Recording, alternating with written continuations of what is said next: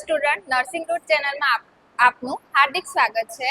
આજનો આપણો સબ્જેક્ટ છે ઓબ્સ્ટેટ્રિક્સ એન્ડ ગાયનેકોલોજી, જેની અંદર છે ટોપિક એન્ટીપાર્ટમ હેમરેજ. ઓકે, હવે એન્ટીપાર્ટમ હેમરેજ એટલે શું થાય એનું આપણે શું ભણવાની છે, ડેફિનેશન ભણવાની છે. ચાલો જોઈએ. તો antepartum haemorrhage is a bleeding from or into the genital organ અથવા જેનાઇટલ ટ્રેક. શું કહે છે એન્ટીપાર્ટમ હેમરેજ? એન્ટીપાર્ટમ કોને કહેશું આપણે? તો જે ડિલિવરી પહેલાનો જે સમયગાળો છે એ સમયગાળાને આપણે શું કહીએ છીએ? એન્ટીપાર્ટમ કહીએ છીએ.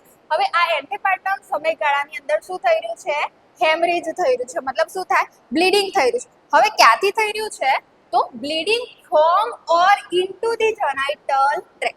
ક્યાંથી થઈ રહ્યું છે? કાં તો જેનાઇટલ ટ્રેકમાંથી જ થઈ રહ્યું છે અથવા તો જેનાઇટલ ટ્રેકમાંથી બહાર આવી રહ્યું છે.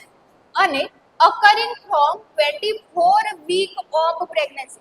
ક્યારથી ચાલુ થાય છે? તો જે 24 વીક છે પ્રેગ્નન્સીના, એના પછીથી ચાલુ થાય છે. અને prior to birth of the baby. ક્યાં સુધી જોવા મળે છે? તો બેબીનો જે જન્મ થાય છે, ડિલિવરી થાય છે, એ ડિલિવરીના પહેલા તમને શું જોવા મળે છે? બ્લીડિંગ. જે બ્લીડિંગને આપણે શું કહીએ છીએ? એન્ટીપાર્ટમ હેમરેજ.